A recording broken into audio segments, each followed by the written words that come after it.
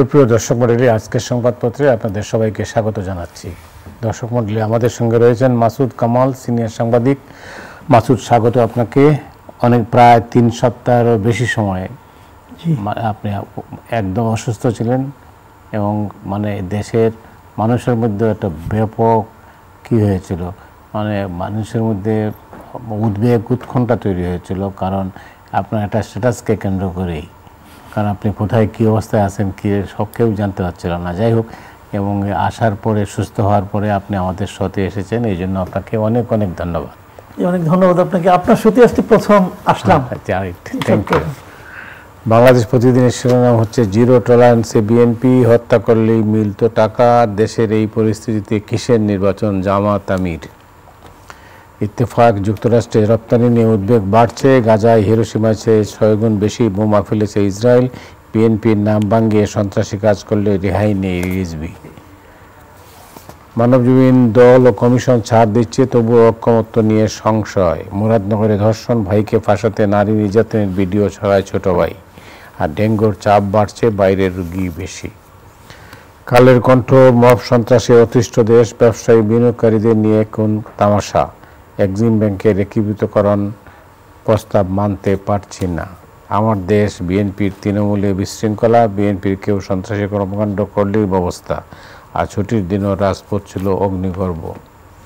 আমাদের সময় প্রতিপক্ষকে শায়েস্তায় মব সন্ত্রাসের ফাঁদ, গ্রেপ্তার আতঙ্কে পুরুষ শূন্য মুরাদনগরে সেই গ্রাম, ইনকামিং কলে সরকারের 9,000 কোটি টাকা ক্ষতি। কালবেলা বিএনপির সামনে 5 কঠিন পরীক্ষা, থানা, হাইওয়ে, পুলিশের ঠেলাঠেলি, সড়কের ঢালে লাশ পড়েছিল 8 ঘন্টা, ব্যাংকে ফিরছে ঘরের টাকা। সময়ের আলো, ঘরের ভিতর নদীর পিলার, ওএসডি দুদক আতঙ্কে প্রশাসনের কর্মকর্তারা 5 দিনের মধ্যে বাণিজ্য চুক্তি না করলে 70% শুল্কারোপ। খবরের কাগজ, তারেক রহমান নির্বাচনে লড়বেন 3 আসনে, চলছে শেষ মুহূর্তের দর কষাকষি। ইনকিলাব সমন্বয়করা অনলাইন ও অফলাইনে জনসংযোগ চালান 4 দফার ভিত্তিতে, দ্রুত নির্বাচনের তাগিদ, উদ্বেগ উৎকণ্ঠায় ষড়যন্ত্রকারীরা। দিনকাল, পলাতক হাসিনা বিদ্যুৎ সেক্টরে পরনির্ভরশীলতার স্থায়ী ব্যবস্থা করে গেছে, চাঞ্চল্যকর তথ্য দিল র্যাব। দাম বেড়েছে চাল, সবজির, কমেছে ডিম ও মুরগির। আলোকিত বাংলাদেশ, পিআর ইস্যুতে বিভেদ চরমে, অনলাইন অফলাইনে প্রচারণা ছিল তুঙ্গে। করতোয়া নির্বাচন পদ্ধতি নিয়ে বাড়ছে মতবিরোধ, সুষ্ঠু নির্বাচনের জন্য মৌলিক সংস্কার অবশ্যই করতে হবে, সীমান্ত হত্যা যে কোনো মূল্যে বন্ধ করব। দিনের যে খবর তাতে দেখা যাচ্ছে ছুটির দিন হলেও রাজনৈতিক উত্তাপ ছড়ায় এমন খবর আছে। জামাতের আমির বলছেন কিসের নির্বাচন এই পরিস্থিতিতে, যেখানে নির্বাচনের তারিখ নিয়ে কথাবার্তা হচ্ছে, ঠিক সেই মুহূর্তে তিনি বলছেন যে কিসের নির্বাচন। দেখেন, এটা আসলে না, এটাই হতো। এই কথাটা 2 দিন আগে আর পরে ওনারা বলতেন যে কিসের নির্বাচন। তার মানে আপনার মনে আছে 13 জুন যখন নাকি ডক্টর ইউনূস সাহেবের সঙ্গে তারেক রহমানের মিটিং হলো লন্ডনে, সেই মিটিংয়ের পর যে যৌথ ঘোষণাটা আসলো, সেই ঘোষণায় আকারে ইঙ্গিতে কেবলমাত্র ফেব্রুয়ারি শব্দটা ছিল, কিন্তু ফেব্রুয়ারির 2য় সপ্তাহে অথবা রমজানের 1 সপ্তাহ আগে নির্বাচন হবে এমন কোনো গ্যারান্টি কিন্তু সেখানে ছিল না। বরং মনে হচ্ছে এই কাজ যদি ঠিকঠাক মতো হয় তাহলে হতে পারে, এরকম ছিল। কিন্তু তাতে আমরা দেখলাম যে বিএনপির মধ্যে একটা ঈদের আনন্দ, যে 7 দিনের মধ্যে 2 ঈদ। 7 তারিখে 1 ঈদ করলো, আর 13 তারিখে মিটিংয়ে জয়লাভ করলো, তারা আরেক ঈদ করলো। তখন আমি বলেছিলাম যে এটা কি বিএনপির জন্য 2টা ঈদ হলো না 2টা কুরবানি হলো? আমার কাছে মনে হয়েছিল 2টা কুরবানি, রাজনৈতিক কুরবানি হয়ে গেছে 13 তারিখে। বিএনপি বুঝতেই পারে নাই যে তাদেরকে আসলে কি কলাটা মূলাটা ধরাই দিল, জাস্ট বুঝতে পারে নাই। ডক্টর ইউনূস 2টা কাজ করছে। একটা কাজ হলো বিএনপিকে থামাই দিছে যে ফেব্রুয়ারি পর্যন্ত তুমি কোনো আন্দোলন করবা না। আর দ্বিতীয় যে কাজটা করছে, বিএনপি যে লোকগুলির ব্যাপারে আপত্তি জানিয়েছিল সেরকম একজন লোককে, খলিলকে তার সঙ্গে বসাই দিছে, খলিলের মুখ দিয়ে উচ্চারণ করাইছে। খলিল সাহেব পড়েছেন যৌথ বিবৃতিটা। এই কাজগুলি বিএনপিকে মেনে নিতে হয়েছে, মানে কুইনের মতো তারা গিলছে। এখন কি হচ্ছে, সামনে যতই দিন যাবে নির্বাচনের ডেট অনিশ্চিত হতে থাকবে, এবং সেটা কিন্তু ডক্টর ইউনূস নিজে করবেন না, এমন এমন লোক করবে যে ডক্টর ইউনূস বলবে আমি কি করতে পারি, আমার তো সবার কথা শুনতে হয়। যে কারণে তো ঐক্যমত্য কমিশন, যে ঐক্যমত্য কমিশনে হবে না, মিলবে না, কিছু মিলতে পারবে না, মিলতে পারবে না কিছু। ওই তত্ত্বাবধায়ক সরকার ছাড়া আর কোনোটাতে কেউ ঐক্যবদ্ধ হবে না। সবগুলিতে দেখবেন এখানে সমস্যা, এখানে সমস্যা। জোরালো দাবিটা কি পিয়ার সিস্টেম। দেখেন পিয়ার সিস্টেমের কথা কিন্তু নির্বাচনী সংস্কার কমিশন অথবা সংবিধান সংস্কার কমিশন কোথাও নাই, কিন্তু এরা বলছে যে পিয়ার পদ্ধতি নির্বাচন ছাড়া নির্বাচনই তারা করবে না। কাউকে বলতেছে, আজকে বলতেছে যে আপনার কিসের নির্বাচন, এখন নির্বাচনের কোনো ব্যবস্থা সময় হইলো, কি কারণে হইলো না? আমির সাহেব কি বলছেন, আর ডক্টর শফিক উনি আর কি বলছেন, উনি বলছেন যে মৌলিক সংস্কার না হলে নির্বাচন হবে না। সংস্কারই পারে না, আবার মৌলিক সংস্কার। কোন কতটুকু সংস্কার হইলে সেই সংস্কারকে আপনি মৌলিক সংস্কার বলবেন? তার কোনো মাপকাঠি আছে? নাই তো। আপনি সংস্কার হ্যাপি, উনি বললেন যে না সংস্কার এখনো মৌলিক সংস্কার হয় নাই। আচ্ছা, আর মৌলিক সংস্কার মানে একদম গোড়ার থেকে সংস্কার করবে, তো সেটা কে করবে? সেটা তো একটা পলিটিক্যাল পার্টি করবে, অথবা পলিটিক্যাল গভর্নমেন্ট করবে। একটা জোড়াতালির গভর্নমেন্টকে সে কাজটা করবে? আমি তো এই গভর্নমেন্টটাকে জোড়াতালির গভর্নমেন্ট বলি। তো জোড়াতালির গভর্নমেন্টকে মৌলিক সংস্কার করতে পারবে? যার নিজেরই কোনো ভিত্তি নাই। সংস্কার যেমন যারা যে সমস্ত লোক আছে, সংস্কার যখন নাকি হয়ে যাবে, এই সংস্কারের কোনো একটা বিষয় নিয়ে যদি কোনো রকম সমস্যা হয়, ওই লোকটা আপনি খুঁজে পাবেন, সে তো বিদেশ যে চলে যাবো। কিছু ভাড়াটের লোক আইনে নিয়ে আপনি সংস্কার করতেছেন, এবং তাদের কাছ থেকে মৌলিক সংস্কার না পাওয়া পর্যন্ত নির্বাচন হবে না। কে বলতেছেন?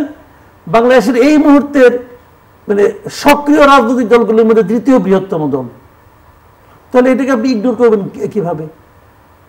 তো ডক্টর ইউনূস তিনি চাচ্ছিলেন। এখন তাহলে কি হবে? এখন সবকিছু অনিশ্চিত হবে, বিএনপিকে মাঠে নামতে হবে, কিন্তু বিএনপি মাঠে নামবে না। বিএনপি আমার কাছে মনে হয় জানেন একটা লাজুক রাজনৈতিক দল। আমার কাছে মনে হয় বিএনপি খুব লজ্জা পায় আর কি, আমি কি এই পর্যন্ত বলবো, আমি কি এটা করবো, এটা করলে কেউ যদি কিছু মনে করে, তো এই লাজুক দল দিয়া আর যাই হোক আন্দোলন হয় না। কিন্তু আন্দোলন ছাড়া, আমি একটা আপনাকে সহজ কথা বলি, আন্দোলন ছাড়া ডক্টর ইউনূসের কাছ থেকে নির্বাচন আদায় করা কঠিনতম কাজ। কেন মনে হয় আপনার? আমার মনে হয় ডক্টর ইউনূসের ব্যক্তিগত চরিত্রের কারণে। ওনার চারিত্রিক বৈশিষ্ট্যটা এটা, একবার আমি বলছিলাম ডক্টর ইউনূসের কোনো কিছু ছাড়ার ইতিহাস নাই। উনি স্বেচ্ছায় কোনো কিছু ছাড়েন না। উনি যেটা ধরেন, যেখানে যে বসেন ওখান থেকে উঠতেও চান না, নড়তেও চান না। তা না হলে আপনি আমাকে বলেন, আওয়ামী লীগ আমলে আওয়ামী লীগ হাসিনার সঙ্গে ওনার অনেকগুলি বিরোধ ছিল। দৃশ্যমান প্রথম বিরোধটা কি ছিল? গ্রামীণ ব্যাংকের এমডি পদ নিয়ে। গ্রামীণ ব্যাংকের বায়োলজি লেখা আছে, গঠনতন্ত্রে লেখা আছে এমডির বয়স হবে 65।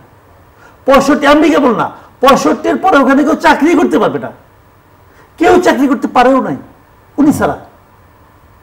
তো উনি যখন 65 ওনার হলো, সবচেয়ে আগে তো উনি জানেন যে আমার বয়স আজকে 65 হলো। তো উনি ওনার যদি মানে মিনিমাম সেন্স থাকতো, ওনার যদি মিনিমাম আত্মসম্মান জ্ঞান থাকতো, উনি তো ওই জন্যই চাকরি ছেড়ে দিতেন। কিন্তু উনি ছাড়তে চান নাই। এবং চান নাই মানে কি, আদালতে একাধিকবার হেরেছেন তাও ছাড়তে চান নাই। সর্বোচ্চ আদালতে যে হারার পরে ছাড়ছেন তাও উনি বিশ্বাস করছেন যে ওনার ছাড়া ঠিক হয় নাই।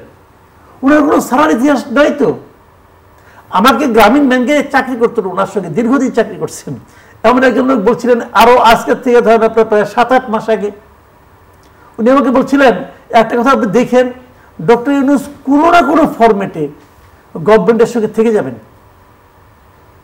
কোনো না কোনো ফরম্যাটে। তো আমি তো দেখেছি যে 13 তারিখের ওই মিটিংয়ের পরে, আপনি মনে আসছেন নিশ্চয়ই, 13 তারিখের মিটিংয়ের পরে এই 4-5 দিন পরে সালাউদ্দিন সাহেব বিএনপির নেতা উনি বলতেছিলেন যে ডক্টর ইউনূসের অভিজ্ঞতা আমরা পরবর্তী সময়ে কাজে লাগাতে চাই, সরকারের মধ্যে থাকি। তার মানে কি ওনাকে প্রেসিডেন্ট কিছুটা করার পরিকল্পনা, মানে ওই ফরম্যাটে থাকবেন, এটা আপনি নিশ্চিত থাকেন।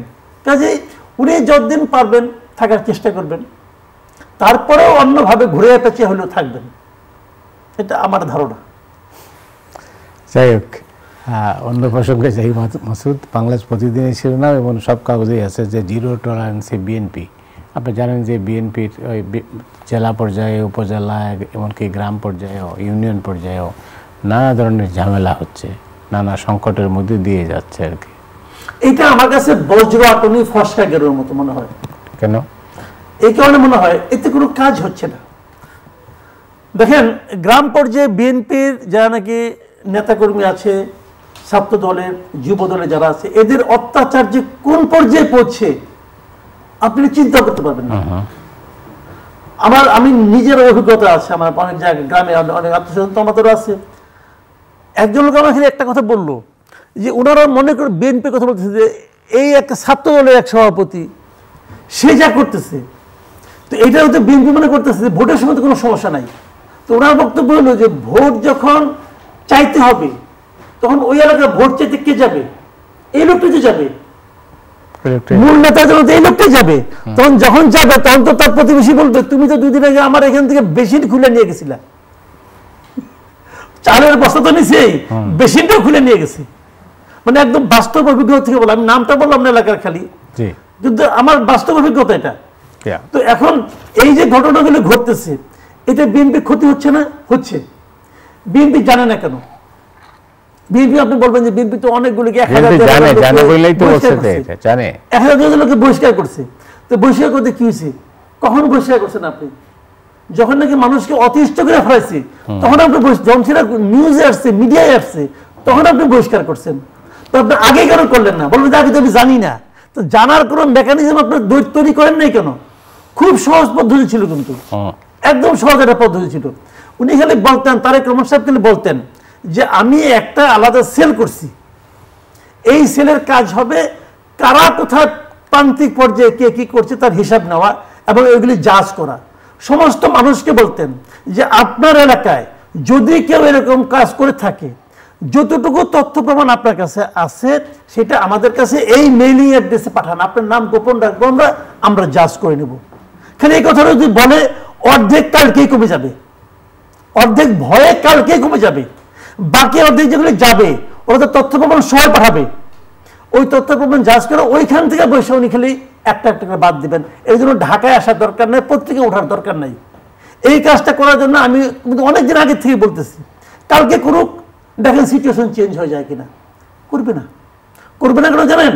করবে না হলে এখানে আবার ওই প্রত্যেকটা লোকের, প্রত্যেকটা চাঁদাবাজের আবার কিছু ভাই আছে। বিএনপির মধ্যে তো অনেক ভাই, এখন অন্য উনি কোনো ভাইয়ের এক ভাই তার উপরে খেপে আরেক ভাই তাকে সাপোর্ট দেয়, এইগুলি করে করেই দলটার আজকে এই অবস্থা হচ্ছে এবং মানুষের কাছে গ্রহণযোগ্যতা কিন্তু আসলে করতেছে এবং এই মজাটা কিন্তু জামাত দিচ্ছে। Very interesting. জামাতের যে আমির আজকে যে কথাটা বলেছেন উনি কিন্তু লালমনিরহাটে যে পাটগ্রামের উদাহরণ দিয়েছেন। পাটগ্রামে কি হয়েছে দেখছেন? পাটগ্রামে কাদের বিরুদ্ধে অভিযোগ করছে? বিএনপির বিরুদ্ধে। এবং উনি বলেছেন যে জামাতের নেতাকর্মীর ব্যাপারে কিন্তু কোনো অভিযোগ নাই, আমরা এগুলি করি না। তো জামাত ভালো, বিএনপি মন্দ। আর পাটগ্রামের আগের দিন কোথায় হয়েছে? পটিয়াতে।